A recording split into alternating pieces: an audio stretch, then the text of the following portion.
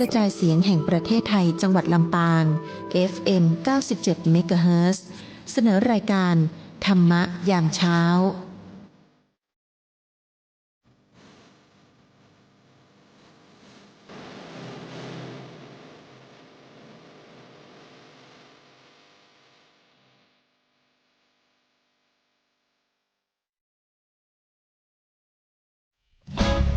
ปานาติปาตาเวรมณี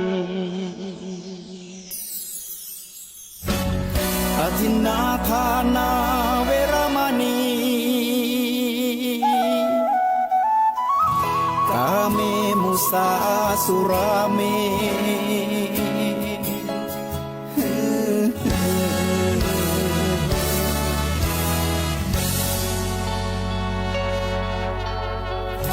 ศีลคือข้อห้ามธรรมคือข้อให้พุทธองค์ตรัสไว้ชี้ทางใจให้ภาคเพียรเบญจศีลเบญจธรรมท่องจำสมัยเราเป็นนักเรียนธรรมะไม่เคยแปลเปลี่ยนแต่เรายังจำได้มาทวงคำมั่นหมู่บ้านศีลห้าถือเป็นพันกระจายเสียงแห่งประเทศไทยกรมประชาสัมพันธ์ FM 92.5 เมกะเฮิรตซ์และ AM 891 กิโลเฮิรตซ์เสนอรายการธรรมรับอรุณสถานีวิทยุกระจายเสียงแห่งประเทศไทยนำเสนอรายการธรรมรับอรุณโดยมูลนิธิปัญญาภาวนากับพระมหาไพบูลย์อาภีปุณโญในทุกวันพฤหัสเป็นช่วงกลางประสูตรที่เป็นกลางข้อมูลที่มีบทเปลี่ยนชนะและความหมายที่ลึกซึ้งงดงามน่าฟังตั้งแต่ต้นให้พ้นจนถึงที่สุดและจบลงอย่างสวยงามเป็นประสูตรเรื่องราวที่มาในพระไตรปิฎกที่เมื่อฟังแล้วจะมีการตกผลึกของความคิดเกิดเป็นความคล่องปากจำได้ขึ้นใจแทงตลอดด้วยปัญญาอย่างดีเป็นสัมมาทิฏฐิได้ในวันนี้ก็นำเสนอเรื่องหมายเรื่องอ้างอิงลักษณะการที่จะดูรู้ได้ว่าใครเป็นคนพาลคือคนโง่ใครเป็นบัณฑิตคือคนฉลาดเครื่องหมายเครื่องอ้างอิง3อย่างนั่นคือการกระทำทางกายการกระทำทางวาจาและการกระทำทางใจต้องดูทั้ง3อย่างท่านผู้ฟังบางคนอาจจะทำทางกายทางวาจาดีแต่ทางใจอาจจะไม่ดีก็ได้ต้องดูลึกๆดูกันนานๆหรือบางคนคำพูดการกระทำของเขาอาจจะไม่ดีแต่จิตใจของเขาอาจจะดีก็ได้เราก็ต้องดูทั้ง3อย่างดูกันนานๆไม่ใช่ดูแป๊บเดียวในการกระทำทั้ง3อย่างนั้นเป็นเครื่องหมายท่านผู้ฟังเป็นเครื่องหมายของคนดีหรือคนไม่ดีในพระสูตรที่ชื่อว่าภาละบัณฑิตสูตรที่เป็นเนื้อหามาในมัชฌิมานิกายที่ได้อธิบายถึงผลที่จะเกิดขึ้นที่จะได้รับความทุกข์หรือความสุขตามแต่การกระทำที่เป็นบาปหรือเป็นบุญตามแต่ลักษณะของคนพาลหรือบัณฑิตที่จะได้รับสุขหรือทุกข์3ประการในปัจจุบันของแต่ละฝ่ายอุปมาอุปไมยนั้นมีความน่าสนใจมากผู้ฟังในทั้ง2ฝ่ายแล้วในบทสรุปนั้นท่านเปรียบไว้เหมือนกับคนที่ไปเล่นการพนันแล้วแทงเรียกว่าจะเสี่ยงนะเนาะเสี่ยงเพื่อที่จะได้ผลกำไรอย่างใดอย่างหนึ่งถ้าโชคร้ายมากๆแทงครั้งแรกแล้วเสียหมดเลยกับโชคดีมากๆแทงครั้งแรกแล้วได้หมดเลยที่ว่าเสี่ยงแทงลงไปตรงไหน ค คือถ้าเราเสี่ยงการกระทำของเราด้วยการกระทำที่เป็นลักษณะของคนพาลทางกายวาจาหรือใจ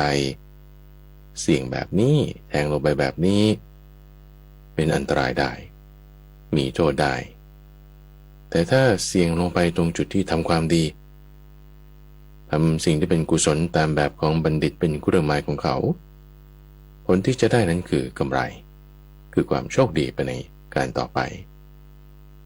ให้ท่านผู้ฟังได้ฟังแล้วก็ใครครวญตามแยกแยะเป็นการเทศที่พระพุทธเจ้าเปรียบเทียบส่วนต่างไว้ในระหว่างคนพาลและบัณฑิต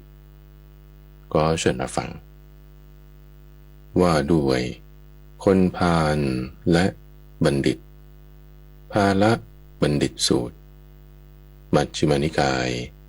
เล่มที่14ข้อที่246มีในสมัยหนึ่งพระผู้มีพระภาคประทับอยู่ณพระเชตวันอารามของอนาถบิณฑิกเศรษฐีในเขตกรุงสาวัตถีณที่นั้นแลได้ตรัสกับภิกษุทั้งหลายดังนี้ว่าภิกษุทั้งหลายลักษณะของคนพาลเรื่องหมายของคนพาลความประพฤติไม่ขาดสายของคนพาล3ประการเหล่านี้มีอยู่3ประการอะไรบ้างคือคนพาลในโลกนี้ชอบคิดแต่เรื่องชั่วชอบพูดแต่เรื่องชั่วชอบทำแต่เรื่องชั่วถ้าคนพาลไม่ชอบคิดแต่เรื่องชั่วไม่ชอบพูดแต่เรื่องชั่วไม่ชอบทำแต่กรรมชั่วเช่นนั้นบัณฑิตทั้งหลายจะพึงรู้จักเขาด้วยเหตุไรว่าผู้นี้เป็นคนพาลไม่ใช่คนดีแต่เพราะคนพาลชอบคิดแต่เรื่องชั่วชอบพูดแต่เรื่องชั่วชอบทำแต่กรรมชั่วฉะนั้นบัณฑิตทั้งหลายจึงรู้จักเขาว่าผู้นี้เป็นคนพาลไม่ใช่คนดีก็คนพาลนั้นย่อมเสวยทุกข์โทมนัส3ประการนี้ในปัจจุบันคือถ้าคนพาลนั้นนั่งในสภาก็ดีนั่งในตรอกก็ดีริมทาง3แพร่งก็ดีถ้าชนในที่นั้นพูดถ้อยคำที่พอเหมาะพอสมแก่การกระทำของเขาถ้าคนพาลเป็นผู้ฆ่าสัตว์เป็นผู้ลักทรัพย์เป็นผู้ประพฤติผิดในกามเป็นผู้พูดเท็จเป็นผู้เสพของมึนเมาคือสุราและเมรัยอันเป็นเหตุแห่งความประมาทในเรื่องนั้นคนพาลจะมีความรู้สึกอย่างนี้ว่าก็ข้อที่ชนพูดถ้อยคำที่สมควรแก่ธรรมนั้นก็ปกติเหล่านั้นมีอยู่ในเราและเราก็ปรากฏในปกติเหล่านั้นภิกษุทั้งหลายคนพาลย่อมเสวยทุกข์โทมนัสประการที่1นี้ในปัจจุบันภิกษุทั้งหลายอีกประการหนึ่งคือคนพาลเห็นพระราชารับสั่งให้จับโจรผู้ประพฤติผิดมาแล้วลงอาญาโดยประการต่างๆคือให้เฆี่ยนด้วยแส้บ้างให้เฆี่ยนด้วยหวายบ้างให้ตีด้วยไม้ปล่องบ้างตัดมือบ้างตัดเท้าบ้างตัดทั้งมือและเท้าบ้างตัดหูบ้างตัดจมูกบ้างตัดทั้งหูและจมูกบ้างให้ลงโทษด้วยวิธีหม้อเคี่ยวน้ำส้มบ้างวิธีการลงโทษด้วยวิธีหม้อเคี่ยวน้ำส้มคือการต่อยหัวสมองให้แยกออกแล้วใช้ครีมคีบก้อนเหล็กที่ลุกแดงใส่ลงไปให้มันสมองเดือดพรุ่งขึ้นเหมือนน้ำส้มเดือดล้นหม้อวิธีขอดสังคือตัดหนังควั่นไปให้รอบจอนหูทั้ง2ข้างและหลุมคอแล้วรวบผมทั้งหมดขมวดไว้ใช้ไม้สอดหมุนยกขึ้นให้หนังหลุดติดขึ้นมาพร้อมกับผมแล้วใช้ทรายหยาบข ขัดกระโหลกศีรษะล้างให้ขาวดังสังวิธีปากราหู คือใช้ขอเหล็กง้างปากให้อ้าแล้วจุดไฟในปากอีกอย่างหนึ่งคือใช้สิวตอกเจาะตั้งแต่จรหูเข้าไปจนถึงปากให้โลหิตไหลออกมาเต็มปากดูปากอ้าดังปากราหู วิธีมาลายไฟคือใช้ผ้าชุบน้ำมันพันจนทั่วตัวแล้วจุดไฟวิธีคบมือคือใช้ผ้าชุบน้ำมันพันมือทั้งสองข้างจนทั่วแล้วจุดไฟวิธีริ้วสายคือเชือดหนังลอกออกเป็นริ้วๆตั้งแต่ใต้คอไปจนถึงข้อเท้าแล้วเอาเชือกผูกชุดคร่าไปนักโทษเดินเหยียบริ้วหนังของตัวล้มลุกคลุกคลานไปจนกว่าจะตายวิธีนุ่งเปลือกไม้คือเชือดหนังเป็นริ้วๆอย่างวิธีริ้วทรายแต่ทำเป็นสองตอนคือตั้งแต่ใต้คอจนถึงเอวตอนหนึ่งตั้งแต่เอวจนถึงข้อเท้าตอนหนึ่งริ้วหนังตอนบนห้อยกลุ่ม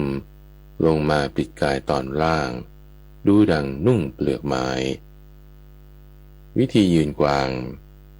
คือใช้ห่วงเหล็กรัดศอกทั้งสองและเข่าทั้งสองตรึงติดไว้กับหลักเหล็ก4 หลักบนพื้นดินดูดังกวางถูกตรึงแล้วก่อไฟล้อมลนไปจนกว่าจะตายวิธีเกี่ยวเหยื่อเบ็ดคือใช้เบ็ดมีเงี่ยงสองข้างเกี่ยวตัวดึงเอาหนังเนื้อและเอ็นออกมาให้หมดวิธีเหรียญกระสาบคือใช้มีดคมเฉือนเนื้อออกเป็นแว่นๆขนาดเท่าเงินเหรียญจนกว่าจะตายวิธีแปรงแสบคือฟันสับเสียให้ยับทั่วกายแล้วใช้แปรงชุบน้ำแสบมีน้ำเกลือเป็นต้นถูครูดสีไปมาให้หนังเนื้อเอ็นขาดหลุดออกมาหมดเหลือแต่กระดูกวิธีกางเวียน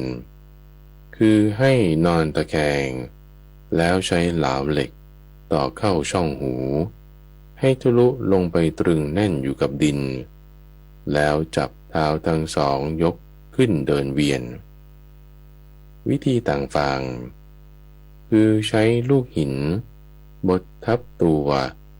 บดให้กระดูกแตกละเอียดแต่ไม่ให้หนังขาด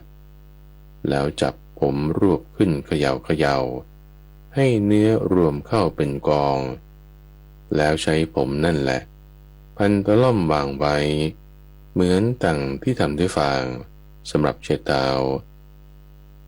วิธีให้สุนัขถึงคือขังฝูงสุนัขให้อดหิวโซหลายวันแล้วปล่อยให้ออกมารุมถึงพักเดียวเหลือแต่กระดูกคือคนพาลเห็นพระราชาทั้งหลายจับโจรผู้ประพฤติผิดมาแล้วได้สั่งให้ลงโทษด้วยวิธีหม้อเคี่ยวน้ำส้มบ้างด้วยวิธีขอดสังบ้างด้วยวิธีปากราหูบ้างด้วยวิธีมาลายไฟบ้างด้วยวิธีคบมือบ้างด้วยวิธีริ้วสายบ้างด้วยวิธีนุ่งเปลือกไม้บ้างด้วยวิธียืนกวางบ้างด้วยวิธีเกี่ยวเหยื่อเบ็ดบ้างด้วยวิธีเหรียญกระสาบบ้างด้วยวิธีแปรงแสบบ้างด้วยวิธีกางเวียนบ้างด้วยวิธีต่างฟางบ้างราดด้วยน้ำมันเดือดบ้างให้สุนัขถึงบ้างให้นอนหงายบนเหลาทั้งเป็นบ้างตัดศีรษะด้วยดาบบ้างก็ในขณะที่เห็นนั้นคนพาลจะมีความรู้สึกอย่างนี้ว่าเพราะเหตุแห่งกรรมชั่วปานใดแลพระราชาจึงจับโจรผู้ประพฤติผิดมาแล้วสั่งให้ลงโทษชนิดต่างๆเห็นปานนั้นก็ปกติเหล่านั้นมีอยู่ในเราและเราก็ปรากฏในปกติเหล่านั้นด้วย ถ้าแม้พระราชาทั้งหลายจะรู้จักเรา ก็จะจับเราแล้วสั่งลงโทษชนิดต่างๆเห็นป่านนั้นภิกษุทั้งหลายคนพาลย่อมเสวยทุกข์โทมนัสข้อที่สองแม้นี้ในปัจจุบันภิกษุทั้งหลายข้ออื่นยังมีอีกคือกรรมลามกที่คนพาลทำไว้ในการก่อนคือกายทุจริตวจีทุจริตมโนทุจริตย่อมปกคลุมครอบงำคนพาลผู้อยู่บนตังหรือบนเตียงหรือนอนบนพื้นดินเปรียบเหมือนเงายอดภูเขาใหญ่ย่อมปกคลุมครอบงำแผ่นดินในสมัยเวลาเย็นฉันใดภิกษุทั้งหลายข้อนี้ก็ฉะนั้นเหมือนกันแลกรรมลามกที่คนพาลทำไว้ในก่อนคือกายทุจริตวจีทุจริตมโนทุจริตย่อมปกคลุมครอบงำคนพาลผู้อยู่บนตังหรือบนเตียงหรือนอนบนพื้นดินในสมัยนั้นก็สมัยนั้นคนพาลจะมีความรู้สึกอย่างนี้ว่าก็เราไม่ได้ทำความดีไม่ได้ทำกุศลไม่ได้ทำเครื่องป้องกันความกลัวไว้ทำแต่ความชั่วทำแต่ความร้ายทำแต่ความเลวและโลกนี้ไปแล้วจะไปสู่คติของคนที่ไม่ได้ทำความดีไม่ได้ทำกุศลไม่ได้ทำเครื่องป้องกันความหวาดกลัวไว้ซึ่งทำแต่ความชั่วความร้ายความเลวเป็นกำหนดก็คนพาลนั้นย่อมเศร้าโศกลำบากใจร่ำครวญร่ำไห้ทุบอกชกตัวถึงความงุนงงคลั่งเพ้อภิกษุทั้งหลายคนพาลย่อมเสวยทุกข์โทมนัสข้อที่สามแม้นี้ในปัจจุบันภิกษุทั้งหลายคนพาลนั้นแลครั้นประพฤติกายทุจริตวจีทุจริตและมโนทุจริตแล้วเมื่อตายไปย่อมเข้าถึงอบายทุกขติวินิบาตและนรกบุคคลเมื่อจะกล่าวให้ถูกต้องพึงกล่าวถึงนรกนั้นนั่นแหละว่าเป็นสถานที่ไม่น่าปรารถนาไม่น่าใกล้ไม่น่าพอใจโดยส่วนเดียวก็ทุกนี้กับทุกในนรกเปรียบกันไม่ได้เลยเมื่อพระผู้มีพระภาคตรัสอย่างนี้แล้วภิกษุรูปหนึ่งได้ทูลถามขึ้นว่าข้าแต่พระองค์ผู้เจริญพระองค์พอจะทรงอุปมาได้อีกหรือไม่พระเจ้าข้าได้สิภิกษุเปรียบเหมือนราชบุรุษทั้งหลายจับโจรผู้ประพฤติผิดได้แล้วจึงแสดงแก่พระราชาว่าขอเดชะโจรผู้นี้ประพฤติผิดต่อพระองค์ขอทรงลงอาญาตามที่ประสงค์แก่โจรนี้พระราชาจึงรับสั่งให้ประหารคือแทงโจรนี้ด้วยหอก100 เล่มในเวลาเช้า100 เล่มในเวลาเที่ยง100 เล่มในเวลาเย็นพวกเธอจะเข้าใจความข้อนี้ว่าอย่างไรคือบุรุษนั้นถูกแทงด้วยหอก300 เล่มพึงเสวยทุกข์โทมนัสเพราะการถูกแทงนั้นเป็นเหตุบ้างหรือหนอข้าแต่พระองค์ผู้เจริญบุรุษนั้นแม้ถูกแทงด้วยหอกเล่มเดียวยังได้เสวยทุกข์โทมนัสซึ่งมีการถูกแทงนั้นเป็นเหตุไม่จำต้องกล่าวถึงการที่ถูกแทงด้วยหอกตั้ง300 เล่มเลยพระเจ้าข้ากระนั้นพระผู้มีพระภาคทรงหยิบก้อนหินขนาดย่อมเท่าฝ่ามือขึ้นมารับสั่งกับภิกษุทั้งหลายว่าภิกษุทั้งหลายเธอจะเข้าใจความข้อนี้ว่าอย่างไรก้อนหินขนาดย่อมเท่าฝ่ามือที่เราถืออยู่นี้กับขุนเขาหิมพานต์อย่างไหนจะใหญ่กว่ากันข้าแต่พระองค์ผู้เจริญก้อนหินขนาดย่อมเท่าฝ่ามือที่ทรงถืออยู่นี้ มีประมาณน้อยนักเมื่อเปรียบเทียบกับขุนเขาหิมพานต์แล้วย่อมไม่ถึงแม้การนับไม่ถึงแม้ส่วนแห่งเสี้ยวไม่ถึงแม้การเปรียบเทียบได้พระเจ้าข้าภิกษุทั้งหลายข้อนี้ก็ฉันนั้นเหมือนกันทุกโทมนัสเพราะการถูกประหารด้วยหอก300 เล่มที่บุรุษนั้นได้รับอยู่เปรียบเทียบกับทุกข์แห่งนรกแล้วย่อมไม่ถึงแม้การนับไม่ถึงแม้ส่วนเสี้ยวไม่ถึงแม้การเทียบกันได้ก็นายนิรยาบาลทั้งหลายจะทำการลงโทษที่ชื่อว่าการพันธนาการ5 อย่างคือปัญจวิทัปปันตนะคือตอกตะปูเหล็กร้อนแดงที่มือ2 ข้างที่เท้า2 ข้างและที่ท่ามกลางอกคนบาดนั้นเสวยทุกขเวทนากล้าแข็งอย่างหนักเผ็ดร้อนในที่นั้นแต่ยังไม่ตายตราบเท่าที่บาปกรรมยังไม่สิ้นก็นายนิรยาบาลจะฉุดลากเขาไปแล้วเอาขวานถากคนผ่านนั้นจะเสวยเวทนากล้าแข็งและจะไม่ตายตราบเท่าที่บาปกรรมนั้นยังไม่สิ้นนายนิรยาบาลจะจับเขาเอาเท้าขึ้นเอาศีรษะลงเอามีดเฉือนนายนิรยาบาลจะจับเขาเทียมรถแล่นกลับไปกลับมาบนพื้นอันร้อนระอุเป็นเปลวไฟโชติช่วงนายนิรยาบาลจะบังคับเขาให้ขึ้นลงภูเขาฐานเพลิงลูกใหญ่ที่ไฟลุกโชนโชติช่วงนายนิรยาบาลจะจับเขาเอาเท้าขึ้นเอาศีรษะลงทุ่มลงในหม้อทองแดงคือโลหะกุมพีอันร้อนแดงลุกเป็นแสงไฟโชติช่วงคนพาลนั้นจะถูกต้มเดือดจนตัวพองในหม้อทองแดงนั้นเมื่อถูกต้มจนตัวพองบางครั้งลอยขึ้นบางครั้งจมลงบางครั้งลอยขวางเขาจะเสวยทุกขเวทนากล้าอย่างหนักเผ็ดร้อนในโลหะกุมพีอันร้อนแดงนั้นแต่ยังไม่ตายตราบเท่าที่บาปกรรมนั้นยังไม่สิ้นเมื่อนายนิรยาบาลจะทุ่มเขาลงไปในมหานรกก็มหานรกนั้นมี4 มุม4 ประตูแบ่งออกเป็นส่วนๆมีกำแพงเหล็กล้อมรอบครอบด้วยฝาเหล็ก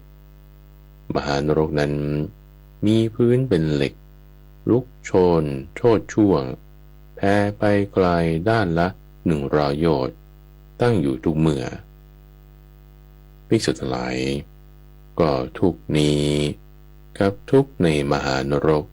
เปรียบเทียบกันด้วยการบอกไม่ได้เลยภิกษุทั้งหลายสัตว์เดรัจฉานจำพวกมีหญ้าเป็นอาหารก็มีอยู่สัตว์เดรัจฉานเหล่านั้นใช้ฟันเล็มหญ้าสดบ้างหญ้าแห้งบ้างก็สัตว์เดรัจฉานจำพวกที่มีหญ้าเป็นอาหารคืออย่างไรคือช้างม้าโคลาแพะบรึกคือกวางหรือสัตว์เดรัจฉานจำพวกอื่นบางพวกที่มีหญ้าเป็นอาหารในเบื้องต้นคนพาลในโลกนี้นั้นติดใจในรสทำบาปกรรมไว้ในโลกนี้หลังจากตายแล้วจึงเข้าถึงความเป็นผู้อยู่ร่วมกับสัตว์จำพวกที่มีหญ้าเป็นอาหารเหล่านั้นก็สัตว์เดรัจฉานจำพวกมีคูดคืออุจจาระเป็นอาหารก็มีอยู่สัตว์เดรัจฉานเหล่านั้นได้กลิ่นคูดแต่ที่ไกลแล้วย่อมวิ่งไปด้วยหวังว่าจะกินตรงนี้เปรียบเหมือนพราหมณ์เดินไปตามกลิ่นเครื่องบูชาด้วยหมายใจว่าจะกินตรงนี้แม้ฉันใดสัตว์จำพวกที่มีคูดเป็นอาหารเหล่านั้นก็ฉะนั้นเหมือนกันสัตว์เดรัจฉานจำพวกมีคูดเป็นอาหารคือไก่ สุกร สุนัขบ้าน สุนัขป่าหรือสัตว์เดรัจฉานจำพวกอื่นที่มีคู่เป็นอาหารในเบื้องต้นคนพาลในโลกนี้นั้นติดใจในรสทำบาปกรรมไว้หลังจากตายแล้วจึงเข้าถึงความเป็นผู้อยู่ร่วมกับสัตว์จำพวกที่มีคู่เป็นอาหารเหล่านั้นก็สัตว์เดรัจฉานจำพวกที่เกิดในที่มืดแก่ในที่มืดตายในที่มืดก็มีอยู่สัตว์เดรัจฉานนั้นคือพวกไหนคือแมลงมอดไส้เดือนหรือสัตว์เดรัจฉานจำพวกอื่นที่เกิดแก่และตายในที่มืดในเบื้องต้นคนพาลในโลกนี้นั้นติดใจในรสอาหารทำบาปกรรมไว้หลังจากตายแล้วจึงเข้าถึงความเป็นผู้อยู่ร่วมกับสัตว์จำพวกที่เกิดแก่และตายในที่มืดเหล่านั้นก็สัตว์เดรัจฉานจำพวกที่เกิดแก่และตายในน้ำก็มีอยู่สัตว์เดรัจฉานจำพวกที่เกิดในน้ำแก่ในน้ำตายในน้ำคือพวกไหนคือปลาเต่าจระเข้หรือสัตว์เดรัจฉานจำพวกอื่นๆที่เกิดแก่และตายในน้ำในเบื้องต้นคนพาลในโลกนี้นั้นติดใจในรสอาหารทำบาปกรรมไว้ในโลกนี้หลังจากตายแล้วจึงเข้าถึงความเป็นผู้อยู่ร่วมกับสัตว์จำพวกที่เกิดในน้ำแก่ในน้ำและตายในน้ำก็สัตว์เดรัจฉานจำพวกที่เกิดในที่โสโครกแก่ในที่โสโครกตายในที่โสโครกก็มีอยู่ก็สัตว์เดรัจฉานจำพวกไหนที่เกิดแก่ตายในที่โสโครกคือสัตว์เดรัจฉานจำพวกที่เกิดแก่และตายในปลาเน่าในศพเน่าในขนมกุมมาศที่บูดเกิดแก่ตายในน้ำคร่ำในหลุมโสโครกหรือสัตว์เดรัจฉานจำพวกอื่นที่เกิดแก่และตายในที่โสโครกในเบื้องต้นคนพาลในโลกนี้ติดใจในรสทำบาปกรรมไว้หลังจากตายแล้วจึงเข้าถึงความเป็นผู้อยู่ร่วมกับสัตว์จำพวกที่เกิดในที่โสโครกแก่ในที่โสโครกตายในที่โสโครกเหล่านั้นภิกษุทั้งหลายทุกข์นี้กับทุกข์ในกำเนิดสัตว์เดรัจฉานเปรียบกันด้วยการบอกไม่ได้เลยภิกษุทั้งหลายบุรุษพึงโยนแอกที่มีรูเดียวลงไปในมหาสมุทรลมทางตะวันออกพัดแอกนั้นให้ไปทางทิศตะวันตกลมทางตะวันตกพัดแอกนั้นให้ไปทางตะวันออกลมทางเหนือพัดแอกนั้นไปทางทิศใต้ลมทางทิศใต้พัดแอกนั้นไปทางทิศเหนือในมหาสมุทรนั้นมีเต่าตาบอดอยู่ตัวหนึ่งผ่านไป100 ปีมันจะโผล่ขึ้นมาสักครั้งหนึ่งพวกเธอจะเข้าใจความข้อนี้ว่าอย่างไรคือเต่าตาบอดนั้นพึงสอดคอเข้าไปในแอกที่มีรูเดียวนั้นได้บ้างหรือหนอข้อนั้นไม่ได้เลยพระเจ้าข้าแต่ถ้าเวลาล่วงเลยไปนานๆบางครั้งบางคราวมันอาจจะสอดเข้าไปในแอกนั้นได้บ้างพระเจ้าข้าภิกษุทั้งหลายเต่าตาบอดนั้นพึงสอดคอเข้าไปในแอก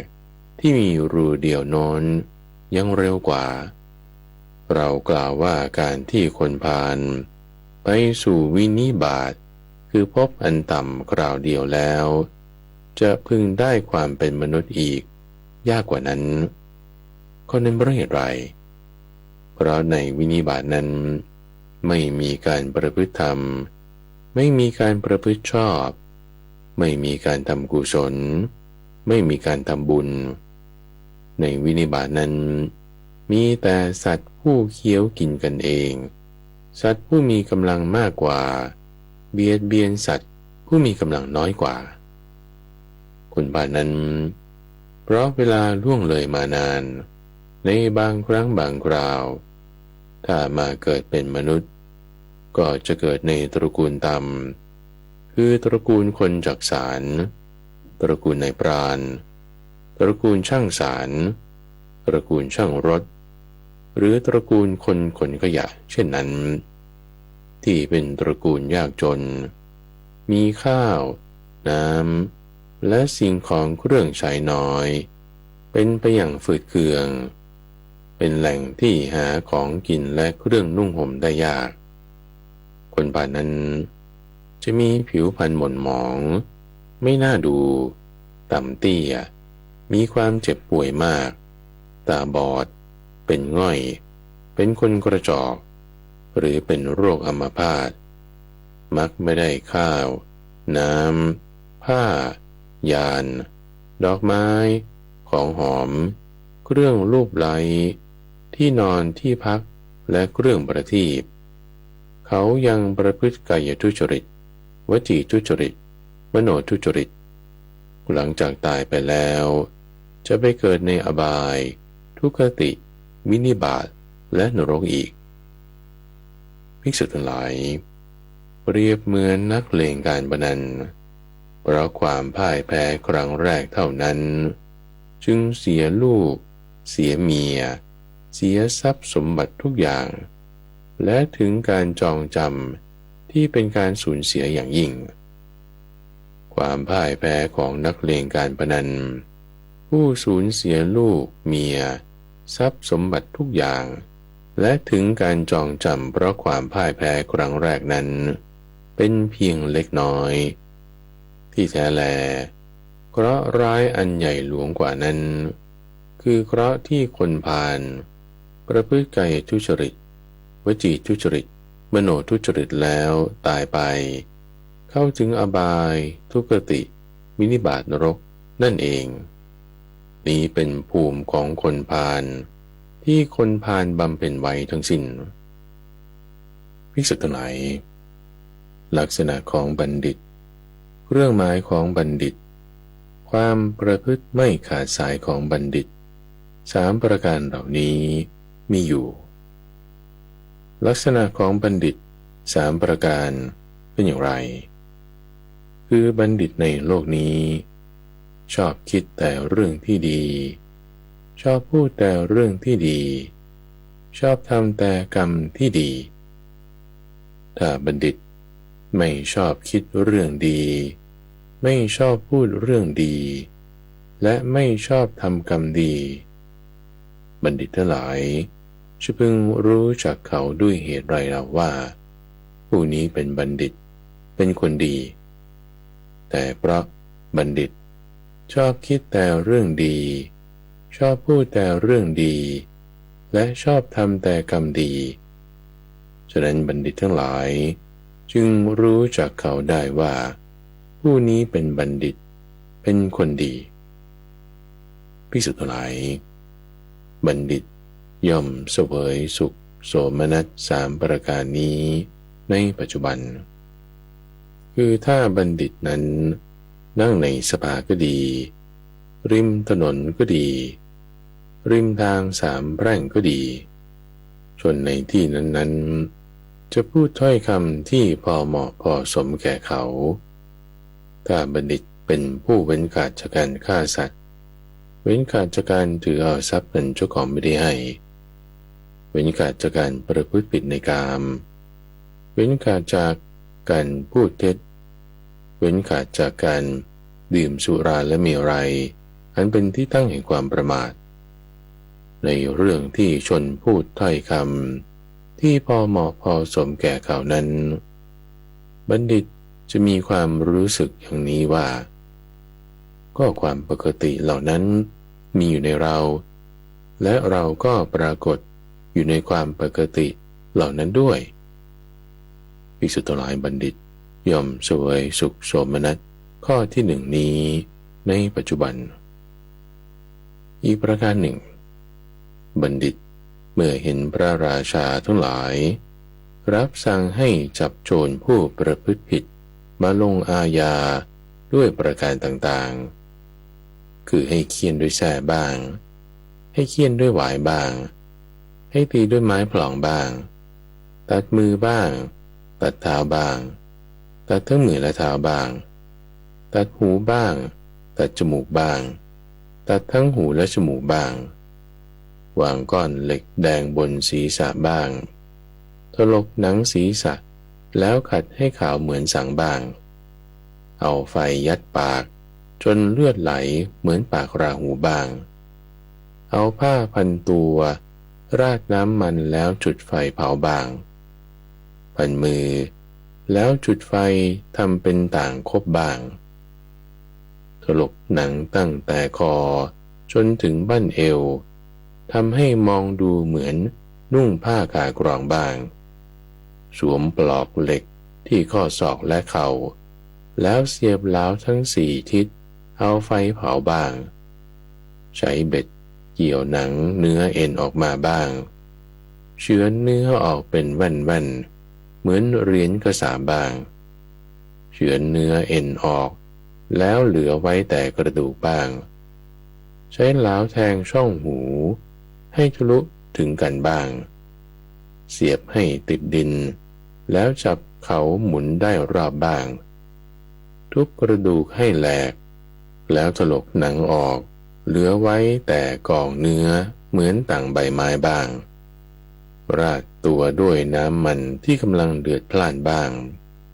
ให้สุนัขกัดกินจนเหลือแต่กระดูกบ้างให้นอนบนเหลาทั้งเป็นบ้างตัดศีรษะออกด้วยดาบบ้างก็ในขณะที่เห็นนั้นบัณฑิตจะมีความรู้สึกอย่างนี้ว่าก็เพราะเหตุแห่งบาปกรรมเช่นไรพระราชาทั้งหลายจึงรับสั่งให้ลงโทษด้วยวิธีต่างๆเห็นป่านนี้ก็ปกติเหล่านั้นไม่ได้มีอยู่ในเราและเราก็ไม่ปรากฏในปกติเหล่านั้นด้วยบัณฑิตนั้นย่อมเสวยสุขโสมนัสประการที่สองนี้ในปัจจุบันอีกประการหนึ่งในสมัยนั้นกรรมดีที่บัณฑิตทำคือการประพฤติกายสุจริตวจีสุจริตมโนสุจริตที่ได้ทำไว้ในการก่อนย่อมคุ้มครองป้องกันบัณฑิตผู้อยู่บนตังบนเตียงหรือนอนบนพื้นดิน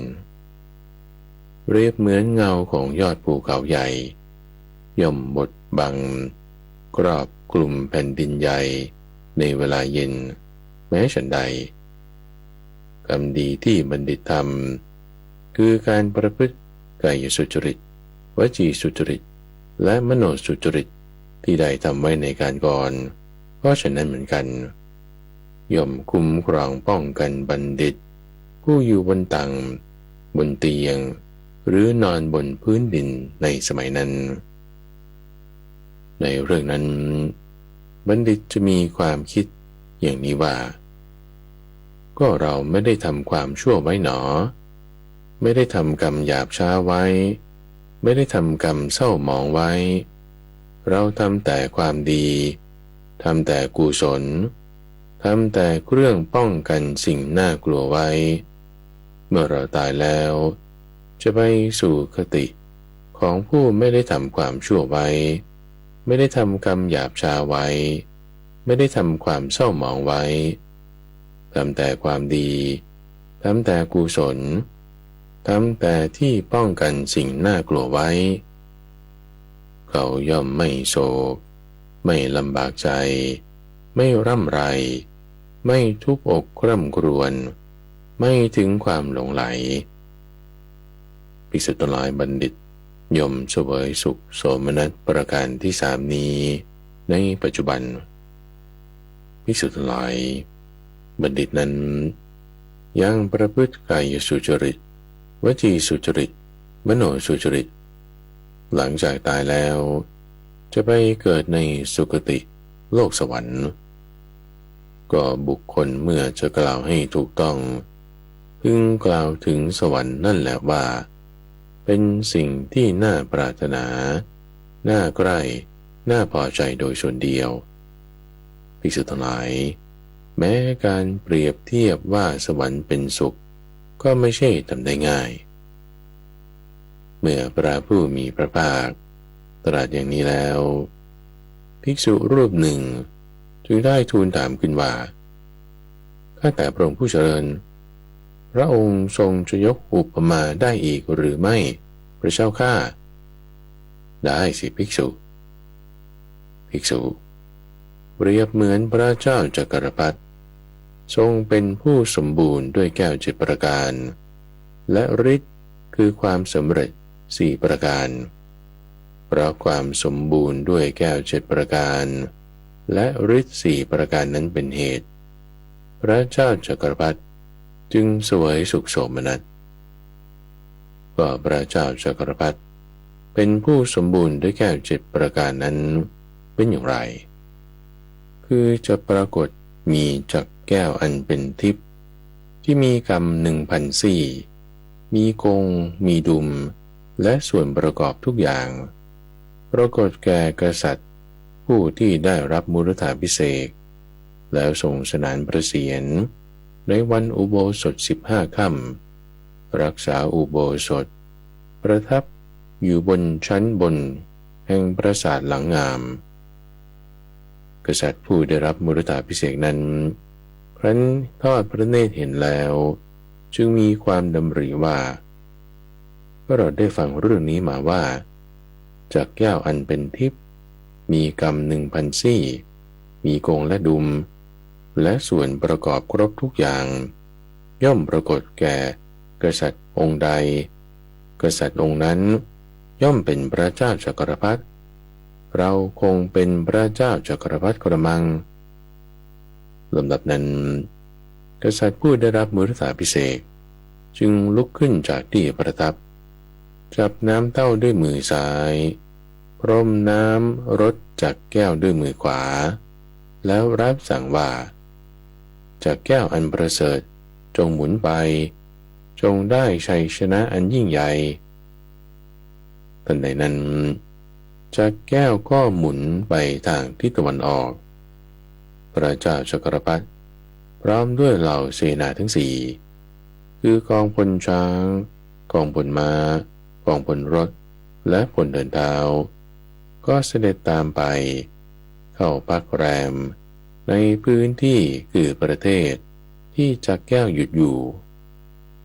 พระราชาทั้งหลายที่เป็นปฏิปักษ์ในที่ตะวันออก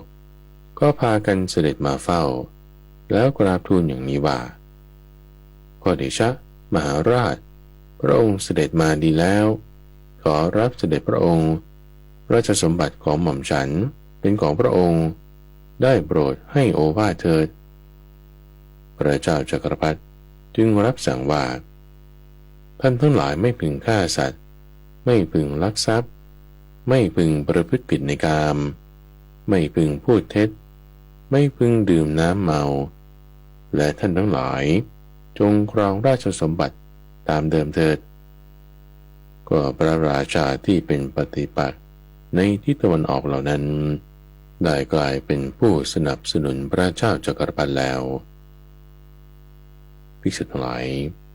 จากนั้นจากแก้วก็หมุนไปถึงมหาสมุทรด้านทิศตะวันออกและหมุนกลับไปทางทิศใต้หมุนไปจรดมหาสมุทรด้านทิศใต้แล้วกลับหมุนไปทางทิศตะวันตกหมุนไปจรดมหาสมุทรด้านทิศตะวันตกแล้วหมุนกลับไปทางด้านทิศเหนือเสด็จเข้าพักแรมพร้อมด้วยเหล่าเสนาทั้งสี่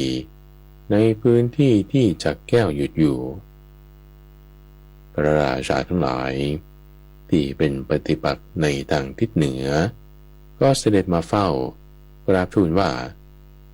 มหาราชพระองค์เสด็จมาดีแล้วขอรับเสด็จพระองค์ราชสมบัติเหล่านี้เป็นของพระองค์โปรดประทานโอวาทเถิดพระเจ้าจักรพรรดิ จึงรับสั่งว่าท่านทั้งหลายไม่พึงฆ่าสัตว์ไม่พึงลักทรัพย์ไม่พึงประพฤติผิดในกามไม่พึงพูดเท็จไม่พึงดื่มน้ำเมาและท่านทั้งหลายจงปกครองบ้านเมืองไปตามเดิมเถิดก็พระราชาทั้งหลายที่เป็นปฏิปักษ์ในทางทิศใต้ทิศตะวันตกและทิศเหนือเหล่านั้นได้กลายเป็นผู้สนับสนุนพระเจ้าจักรพรรดิแล้วเพราะนั้นจักรแก้วได้ปราบปรามแผ่นดินมีมหาสมุทรเป็นขอบเขตอย่างราบคาบแล้วหมุนกลับราชธานีประดิษฐานอยู่เหมือนลิ่มสลักที่พระทวารภายในพระราชวังของพระเจ้าจักรพรรดิทำพระทวารนั้นให้สว่างไสวก็จักแก้วเห็นป่านนี้ได้ปรากฏแก่พระเจ้าจักรพรรดิอีกประการหนึ่งช้างแก้วย่อมปรากฏแก่พระเจ้าจักรพรรดิเป็นช้างหลวงชื่ออุโบสถสีเผือกทั่วสัมพังกายมีอวัยวะ7อย่างสัมผัสพื้นมีฤทธิ์เหาะได้เมื่อพระเจ้าจักรพรรดิทอดพระเนตรเห็นช้างแก้วแล้วมีใจโปรดปรานกล่าวขึ้นมานี่จะเป็นยานช้างที่เจริญหนอถ้าได้สำเร็จการฝึกหัดทันใดนั้นช้างแก้วก็สำเร็จการฝึกหัดเหมือนช้างอาชาในตัวเจริญที่ฝึกปรือมาเป็นเวลานานเรื่องเคยมีมาแล้วพระเจ้าจักรพรรดิเมื่อจะทรงทดลองช้างแก้วนั้นจึงเสด็จขึ้นทรงในเวลาเช้าเสด็จเวียนรอบปฐพีที่มีมหาสมุทรเป็นขอบเขตแล้วเสด็จกลับมายังราชธานีเดิมทรงเสวยพระกรยาหารเช้าได้ทันเวลาภิกษุทั้งหลายช้างแก้วเห็นป่านนี้ย่อมปรากฏแก่พระเจ้าจักรพรรดิอีกประการหนึ่งม้าแก้วย่อมปรากฏแก่พระเจ้าจักรพรรดิคือเป็นอัศวราชคือพญาม้าชื่อวลาหกขาวปลอดตลอดตัวศีรษะดำเหมือนกาเส้นผมสลวยเหมือนยาปล้องมีฤทธิ์เหาะได้พระเจ้าจักรพรรดิครั้นทอดพระเนตรเห็นแล้วย่อมมีใจโปรดปรานกล่าวขึ้นว่านี้จะเป็นยานม้าที่ดีหนอถ้าสำเร็จการฝึกหัดทันใดนั้นม้าแก้วก็สำเร็จการฝึกหัดเหมือนม้าอาชาในตัวเจริญที่ฝึกปรือดีแล้วเป็นเวลานานภิกษุทั้งหลายเรื่องนี้เคยเกิดขึ้นแล้วคือพระเจ้าจักรพรรดิเมื่อจะทรงทดลองม้าแก้วจึงเสด็จขึ้นทรงในเวลาเช้าเสด็จเวียนรอบผืนปฐพีมีมหาสมุทรเป็นขอบเขตแล้วเสด็จกลับมาราชธานีเดิมทรงเสวยพระกรยาหารเช้าได้ทันเวลาก็ย่อมปรากฏมีม้าแก้วเห็นป่านนี้แก่พระเจ้าจักรพรรดิอีกประการหนึ่งคือมณีแก้วย่อมปรากฏแก่พระเจ้าจักรพรรดิเป็นแก้วไพฑูรย์งามบริสุทธิ์ตามธรรมชาติสุขใสเป็นประกายได้สัดส่วนมี8เหลี่ยมเจรไนไว้ดีแล้วรัศมีแห่งมณีแก้วนั้นแผ่ซ่านออกไปรอบๆประมาณ1 โยชน์จึงพากันประกอบการงานก็มณีแก้วเห็นป่านนี้ย่อมปรากฏแก่พระเจ้าจักรพรรดิอีกประการหนึ่งนางแก้วย่อมปรากฏแก่พระเจ้าจักรพรรดินางแก้วนั้นเป็นสตรีรูปงามน่าดูน่าเลื่อมใสมีผิวพรรณผุดผ่องยิ่งนักไม่สูงเกินไปไม่เตี้ยเกินไปไม่ผอมเกินไปไม่อ้วนเกินไปไม่ดำเกินไปไม่ขาวเกินไปงดงามเกินผิวพรรณของหญิงมนุษย์แต่ไม่ถึงผิวพรรณทิพย์ กายของนางนั้นมีสัมผัสอ่อนนุ่มดุจปุยนุ่นหรือปุยฝ้ายนางนั้นมีตัวอุ่นในคราวหนาวมีตัวเย็นในคราวร้อนมีกลิ่นดังกลิ่นจันทร์ฟุ้งออกจากกายมีกลิ่นดังกลิ่นดอกบัวฟุ้งออกจากปากเธอนั้นมีปกติตื่นก่อนนอนทีหลังคอยฟังรับใช้ปฏิบัติถูกใจทูลปราศัยเป็นที่โปรดปรานต่อพระเจ้าจักรพรรดิไม่ประพฤติล่วงพระเจ้าจักรพรรดิแม้ด้วยทางใจฉะนั้นจะประพฤติล่วงทางกายได้ภิกษุทั้งหลายนางแก้วเห็นป่านนี้ได้ปรากฏแก่พระเจ้าจักรพรรดิอีกประการหนึ่งขราบดีแก้วได้ปรากฏแก่พระเจ้าจักรพรรดิคือขราบดีแก้วนั้นเป็นผู้มีตาทิพย์อันเกิดจากผลของกรรมสามารถเห็นขุมทรัพย์ทั้งที่มีเจ้าของและไม่มีเจ้าของเขาเข้าไปเฝ้าพระเจ้าจักรพรรดิแล้วกราบทูลอย่างนี้ว่าขอเดชะขอพระองค์เป็นผู้ขวนขวายน้อยเถิดข้าพระองค์จะทำหน้าที่การคลังให้เองเรื่องนี้ได้เกิดขึ้นแล้วคือพระเจ้าจักรพรรดิเมื่อจะส่งทดสอบกระบดีแก้วนั้นจึงลงเรือลัดกระแสน้ำไปกลางแม่น้ำคงคาแล้วรับสั่งกับกระบดีแก้วว่ากระบดีฉันต้องการเงินและทองขอเดชะถ้าอย่างนั้นโปรดให้เทียบเรือเข้าฝั่งข้างหนึ่งเถิดกระบดีฉันต้องการเงินและทองตรงนี้แหละทันใดนั้นกระบดีแก้วก็เอามือทั้งสองย่อนลงในน้ำยกหม้อที่เต็มด้วยเงินและทองขึ้นมากราบทูลว่าเท่านี้พอหรือยังมหาราชเท่านี้ใช้ได้หรือยังมหาราชเท่านี้พอบูชาแล้วหรือยังมหาราชกระบดีเท่านี้พอแล้วเท่านี้ใช้ได้แล้วเท่านี้ถือว่าบูชาแล้วก็กระบดีแก้วเห็นป่านนี้ได้ปรากฏแก่พระเจ้าจักรพรรดิอีกประการหนึ่งปรินายกแก้วย่อมปรากฏแก่พระเจ้าจักรพรรดิคือปรินายกแก้วนั้นเป็นบัณฑิตมีปริชาสามารถถวายข้อแนะนำให้พระเจ้าจักรพรรดิทรงบำรุงผู้ที่ควรบำรุงถอดถอนผู้ที่ควรถอดถอนแต่งตั้งผู้ที่ควรแต่งตั้งได้เข้าเฝ้าพระเจ้าจักรพรรดิแล้วกราบทูลว่าขอเดชะขอพระองค์โปรดทรงเป็นผู้ขวนขวายน้อยเถิดข้าพระองค์จะถวายคำปรึกษาก็ปรินายกแก้วเห็นป่านนี้ย่อมปรากฏแก่พระเจ้าจักรพรรดิภิกษุทั้งหลายพระเจ้าจักรพรรดิทรงเป็นผู้สมบูรณ์ด้วยแก้ว7ประการนี้ภิกษุทั้งหลายก็พระเจ้าจักรพรรดิทรงเป็นผู้สมบูรณ์ด้วยฤทธิ์คือความสำเร็จ4ประการเป็นอย่างไรคือพระเจ้าจักรพรรดินั้นเป็นผู้มีรูปงดงามน่าดูน่าเลื่อมใสมีชวีวันผุดผ่องยิ่งนักเกินกว่ามนุษย์อื่นๆก็พระเจ้าจักรพรรดิเป็นผู้สมบูรณ์ด้วยฤทธิ์นี้ประการที่หนึ่งอีกประการหนึ่ง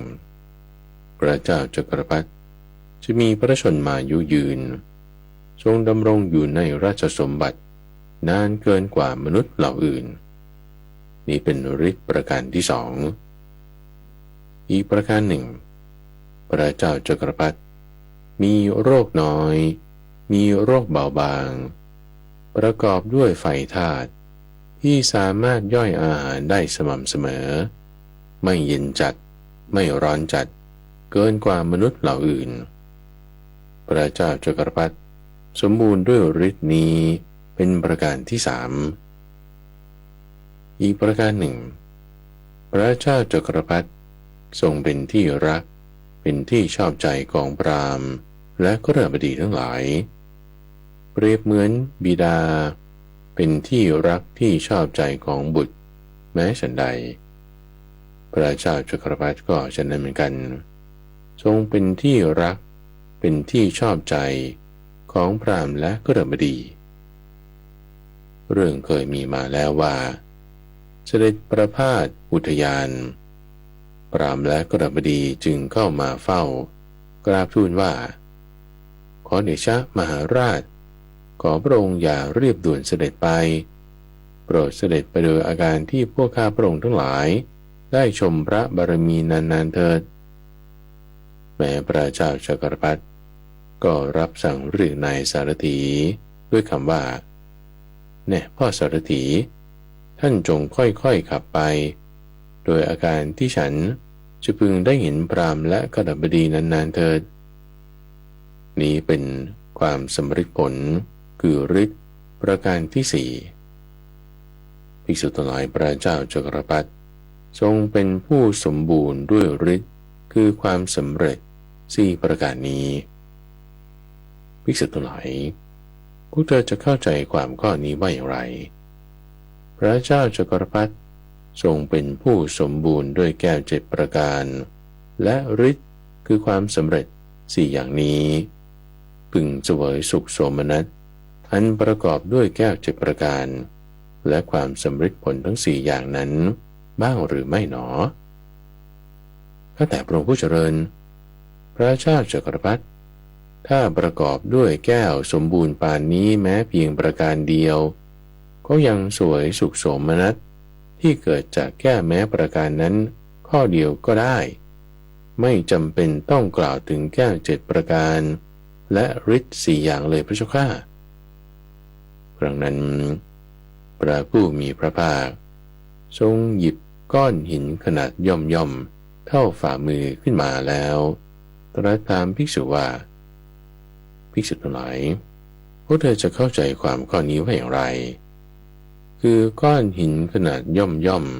เท่าฝ่ามือที่เราถืออยู่นี้กับขุนเขาหลวงหิมพานต์อย่างไหนจะใหญ่กว่ากันข้าแต่พระองค์ผู้เจริญ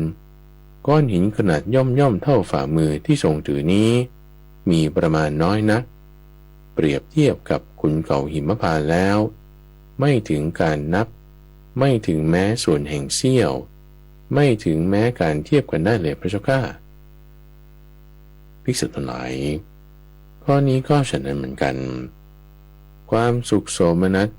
ที่พระเจ้าจักรพรรดิผู้สมบูรณ์ด้วยแก้วเจ็ดประการและฤทธิ์สี่อย่างถ้าเปรียบเทียบกับความสุขที่เป็นทิพย์แล้วไม่ถึงการนับไม่ถึงแม้ส่วนเสี้ยวไม่ถึงแม้การเทียบกันได้เลยบัณฑิตนั้นเพราะเวลาล่วงเลยมานานในบางครั้งบางคราวถ้ามาเกิดเป็นมนุษย์ก็จะเกิดในตระกูลสูงคือตระกูลขัตติยมหาศาลตระกูลพราหมณ์มหาศาลหรือตระกูลกฤหบดีมหาศาลเห็นป่านนั้นอันเป็นตระกูลมั่งคั่งมีทรัพย์มากมีโภคะมากมีทองและเงินมากมีเครื่องใช้ที่น่าปลื้มใจมากมีทรัพย์และธัญชาติมากและบัณฑิตนั้นจะเป็นผู้มีรูปงามน่าดูน่าเลื่อมใสมีผิวพรรณผุดผ่องยิ่งนักมีปกติได้ข้าวน้ำผ้ายานดอกไม้ของหอมเครื่องรูปไล้ที่นอนที่พักและเครื่องตามประทีปเขาจึงประพฤติกายสุจริตวจีสุจริตมโนสุจริตหลังจากตายแล้วจึงไปเกิดในสุคติโลกสวรรค์ภิกษุทั้งหลายเปรียบเหมือนนักเลงการพนันเพราะฉวยเอาชัยชนะได้ครั้งแรกเท่านั้นจึงบรรลุโภคสมบัติมากมายก็การฉวยเอาชัยชนะของนักเลงพนันครั้งแรกที่ได้สมบัติมากนั้นเล็กน้อยที่แต่แล การฉวยเอาชัยชนะใหญ่หลวงกว่านั้น คือการฉวยเอาชัยชนะที่บัณฑิตประพฤติกายสุจริตวจีสุจริตมโนสุจริตเมื่อตายไปก็เข้าถึงสุคติโลกสวรรค์นั่นเองภิกษุทั้งหลายนี้เป็นภูมิของบัณฑิตครบถ้วนบริบูรณ์พระผู้มีพระภาคเมื่อตรัสภาษิตนี้แล้วภิกษุเหล่านั้นต่างชื่นชมยินดีภาษิตของพระผู้มีพระภาคเจ้าแลภาละบัณฑิตสูตรจบและที่ท่านได้รับฟังจบไปนั้นคือภาละบัณฑิตสูตรในรายการธรรมารับอรุณช่วงกลางประสูตรนำเสนอโดยมูลนิธิปัญญาภาวนาดำเนินรายการโดยพระมหาไพบูลย์อาภิปุณโญแล้วพบกันใหม่ในวันพรุ่งนี้เจริญพรติดตามรับฟังรายการธรรมรับอรุณได้เป็นประจำทุกวันทางสถานีวิทยุกระจายเสียงแห่งประเทศไทยกรมประชาสัมพันธ์ FM 92.5 เมกะเฮิรตซ์และ AM 891 กิโลเฮิรตซ์